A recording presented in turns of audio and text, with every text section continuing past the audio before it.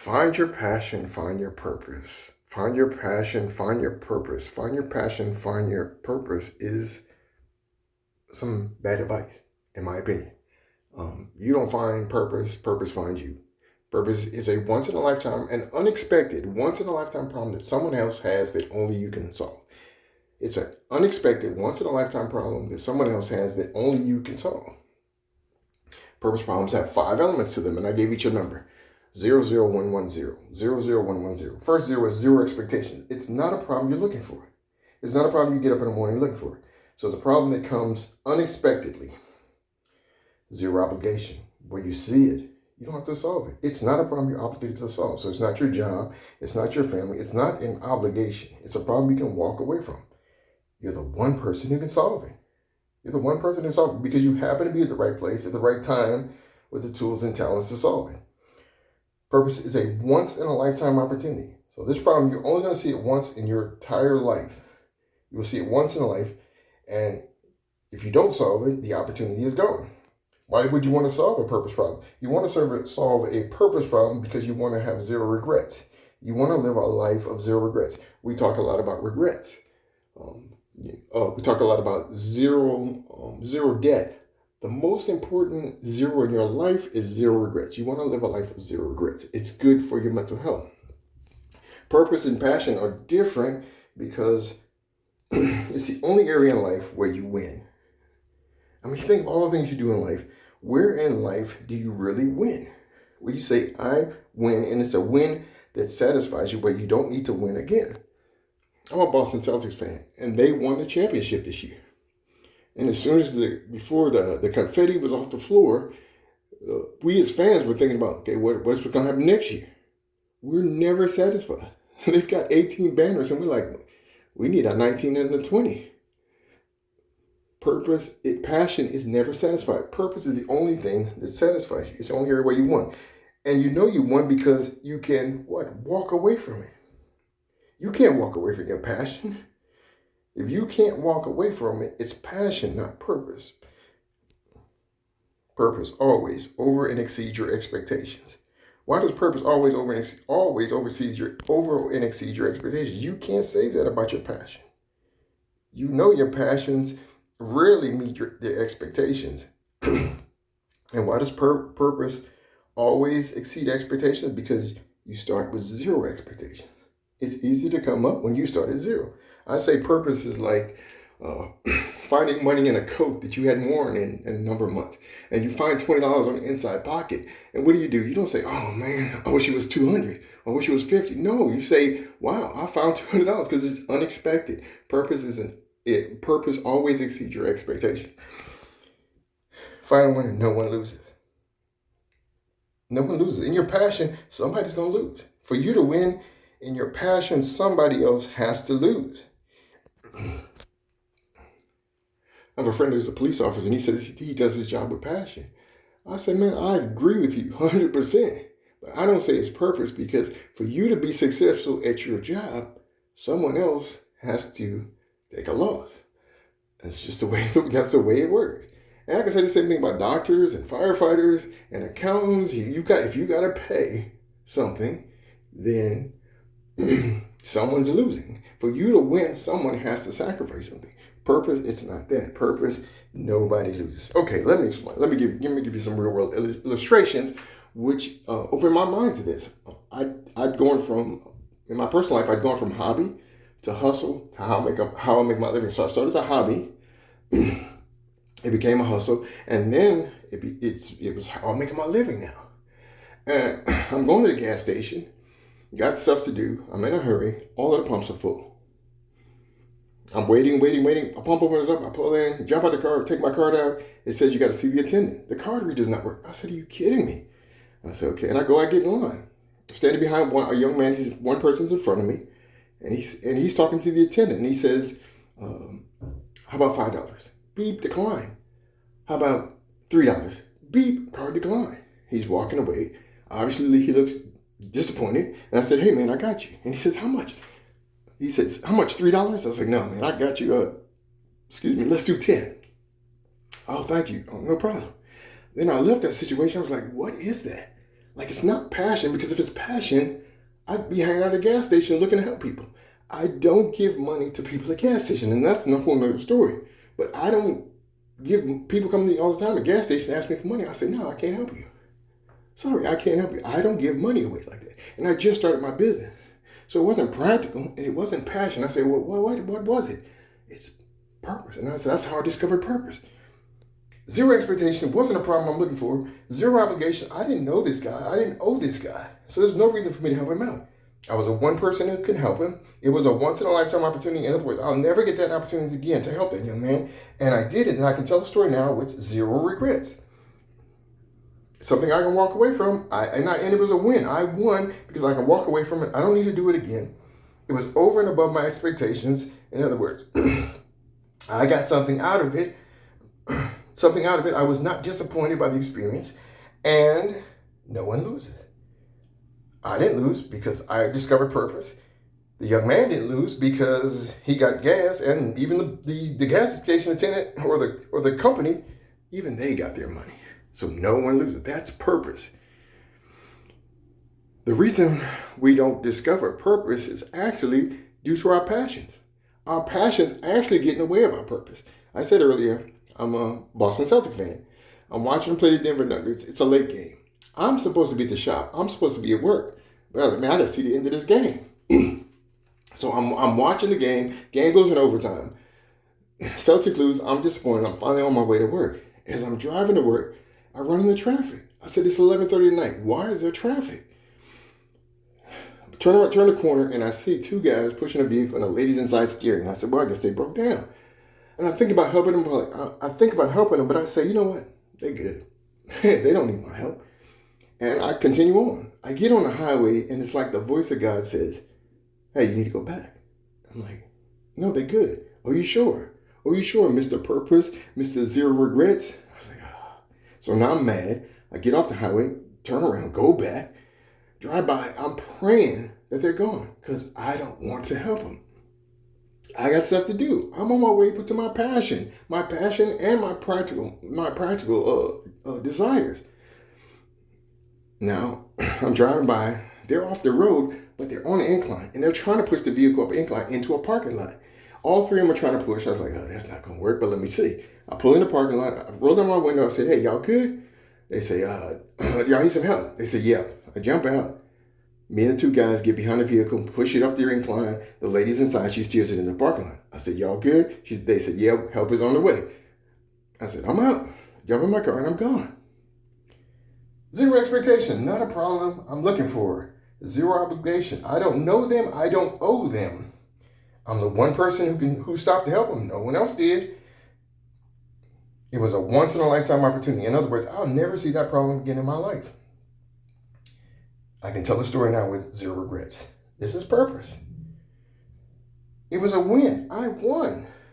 Why? Because I can walk away. I don't need to do this again. I'm good. It satisfied me completely that I can walk away. I can drop the mic and never pick it up again. Over and above my expectations. It was over. I went there with no expectation. And the fact that I was able to help them was a blessing to me. No one took an L. No one lost. It didn't cost them anything for me to help them out. So no one loses. We all win in that situation. That's purpose. But the final thing is, and the final story I want to share with you is that what is the purpose of purpose? Why me? So this is the question in the heart. We say, okay, I get it. They needed help. I was there to help them, but why me? Of all the people on this planet, why me? And it was just a timing thing. You know, I get to the gas station and all the pumps are full. Then the card reader doesn't work. So it's a lot of coincidences that put me in that place when all the billion people, all of the billions of people on this planet, why me in that situation? Same thing with the pushing in the car. It's like, why am I in that situation? Oh, let me tell you the final story. And so the purpose of purpose is to help eliminate bias. And I'm going to share a story with you that goes into that a bit deeper. When I moved into Dallas, I took a not so great job, basically a minimum wage job. I was a custodian substitute in the school system. That's a whole nother story. But that's how my journey started when I moved to Dallas. I was making minimum wage, $7.25 at the time, which means I couldn't get a great apartment in a great neighborhood. So I got a not so great apartment in a not so great neighborhood. And I'm in an area of South Dallas, area of Oak Cliff area. So I'm there, trying to sleep one night, and the couple next door is having an argument. Now, it's a lady that rented the apartment, and a guy was there to visit, I guess a boyfriend. They're having an argument, and at some point, he hits her. I was like, oh, okay. And they argue some more. He hits her again. I was like, that's enough. I got to go over there and say something. I don't know what I'm going to say. I don't know what I'm going to do. I just need to go over there and do something. I get up, and I realize this is the hood. Like, it could end very badly for me. This is life and death, depending on how this thing turns out. But I knew it, but that didn't stop me. I still went, I knocked on the door. The door opens, and to my surprise and actual disappointment, guess who opens the door? It's this lady. She opens it. I'm thinking to myself, why is she opening the door in the middle of the night? Why isn't the guy opening the door? But, it speaks to kind of maybe the kind of guy he is. She opens the door. I said, are you okay? She said, yeah, I'm fine. I said, okay, I need y'all to keep it down. She says, I'm sorry. Yeah, I'm sorry. I said, no problem. Good night. I go back to my apartment, and we use the term crickets. It wasn't even crickets. It was, you couldn't even breathe, sneeze, fart, cough. It was eerily quiet for the rest of the night, and there was no more issues coming out of the apartment. Zero expectations. Not a problem I'm looking for. Zero obligation. I don't know her. I don't owe her anything. I was one person who could do it. It was a once-in-a-lifetime problem. It was the only time in life I'm ever going to run into that problem. I solved the problem. Now I can tell the story now with zero regrets, which is purpose. It's a problem I can walk away from. In other words, it was a win for me because I can walk away from it. It satisfied me. I never have to do that again. It was over and above my expectations. I didn't go in with any positive expectations in that situation. In fact, I was just hoping not to die that night. And no one loses. No one loses. And that's kind of the hard part to understand. But at the end of the day, nobody took an L. I didn't lose anything. The abuse stopped, and he didn't go to jail that night. So nobody took a loss. And that's the illustration from my friend earlier. Like, if I call the police, somebody's going to jail. Somebody's losing. Now, she had gone to jail or not, hey, he got a second chance. And all I can do is hope and pray that, he turned it, it was a wake-up call for him. But that's purpose. Passion says, oh, we got to get into a fight. I got to beat him up. Or he's got to go to jail. That's passion. That's emotion. Purpose is problem solving. And nobody takes an L. And like I was saying earlier, what is the purpose of purpose? Why me of all the people in the world? I believe purpose is to help eliminate our personal bias. We all have a bias. You look at me and you've seen me as a black man. You've seen me as you can look at me and see me as a victim. You can see me as a villain, a bad guy. But chances are you don't see me as a hero. You don't see me as a hero. Because for me to be a hero, I would have to solve a purpose problem in your life, or even a superhero. A superhero arrives at the right place at the right time. You would have to see me in one of those situations. Those people in the situation would see me as a hero. Why? Because they had a problem and I was the one person who could solve it. I happened to be at the right place at the right time. And I probably wasn't the hero they were looking for. I didn't look like them. None of the people I helped, we were all different. Age, gender, race. So because we all have a bias, at some point we all need a hero, a superhero. And you think about if you've ever had a once-in-a-lifetime problem and somebody solved it for you, it changes the way you look at that person or that group of people. Let me give you two examples. I'll share with you two more stories to wrap this. I have two biases in life. One was learned through direct experience, and one was learned through the media. And there's two groups of people. There's drug dealers and there's police. Drug dealers and police. I've always had a positive image of police. And because of personal experience and friends, I've known people that are police officers. So I've always had a positive image of police officers. I've always had a negative image of drug dealers. Why? Not that I've ever had experience with drug dealers. It's just media, society, movies, all told that drug dealers are really bad, evil people. I'm not here to defend drug dealers, but listen to the illustration. So when it comes to police, I've always had a positive experience with police officers. Not always. Primarily positive with police officers. I know they've got a job to do, and sometimes I wasn't doing what I was supposed to do when we had negative interaction. The most negative interaction I had with police was simply asking for directions. A friend of mine, we were in Atlanta. We stopped the Atlanta police to ask for directions. My friend made the mistake of getting out of the car, and it was just eternity. The police went off. He didn't know any better. He didn't grow up like I did, so he didn't know. Because I was like, he was getting out of the car. I was like, no, like slow motion, like, no, don't do it. And the police went crazy on him. And he was like, I can't believe they did that. I was like, man, I don't know where you grew up, but we don't do that. So that was the first bad experience. Maybe 10, 15 years later, I'm in Memphis for the first time. Now, Memphis doesn't have the quote unquote best reputation to me. Because, and like I said, media puts stuff out there. So I went into Memphis like, I don't know. But I said, I was open minded. Let me give Memphis a chance because I don't want to be biased toward this city. I get there for the first time. Me and my aunt were looking for the shout out to my aunt Karen. We were in Memphis trying to find a train station.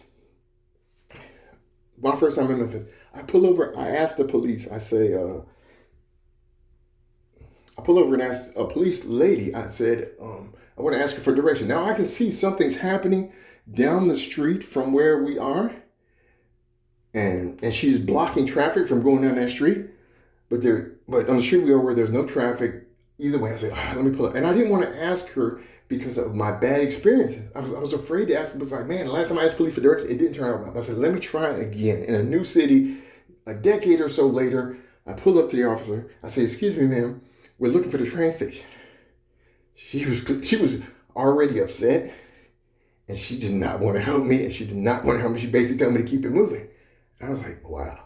I was like, and I turned to my aunt and I said, this is my first time in Memphis.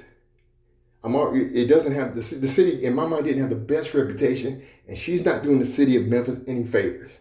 So she only reinforced a bias I already had from a previous bad experience. Now, it turned out later, and I'll say this in her defense, is something had happened that night where a police officer had gotten, a couple of police officers got into an accident. So she was working an accident that involved some officers got hurt. So I can understand she's upset, but that was zero expectation, zero obligation. She's the one person helping me. It's a once in a lifetime opportunity. Her helping me would have, even finding out later that she was under duress would have made it even better that she helped me, because I'm like, wow, that's awesome that she took the time to help me. But she was not in a good mood. She shared it with me, but it only enforced the bias I have to about police officers. Second story. And that was a purpose opportunity. That was a once in a lifetime opportunity to help me out. And she did. Now, she may not regret it, but it doesn't reflect good on the city. The city of Memphis. She made the city of Memphis look bad. And that's why purpose is so important, because of representation, to help eliminate bias. The second story I'll show you, and this is the end, is when I lived in the hood. My car wouldn't start, and I needed to jump on the battery. And I called one of my friends. We were supposed to go play basketball. And I said, hey, man, he came and picked me up. And I said, he said, what's the problem? He says, oh, my battery's dead. He said, why don't you ask somebody to help you? He's like, man, it's the hood. Number one, most people don't have cars. And the only person I see outside is a drug dealer. And I'm not going to ask a drug dealer for anything. He says, you need to stop being like that. Shout out to my friend Jesse Vaughn. I said, yeah, whatever, Jesse. And I thought about it. I was like, you know what? I need to stop being like that. So one day I went and I asked the drug dealer to give me a jump. He did. That one encounter, zero expectation. He was under zero obligation. It wasn't a problem he's looking for, not a problem he's obligated to solve. He was the one person who helped me. It was a once in a lifetime opportunity. And he did it, and it changed my mind about him as a drug dealer, or about drug dealers in general. Because my whole attitude toward drug dealers is drug dealers are evil, useless. I I dehumanized them. I didn't even think that, didn't even consider them people.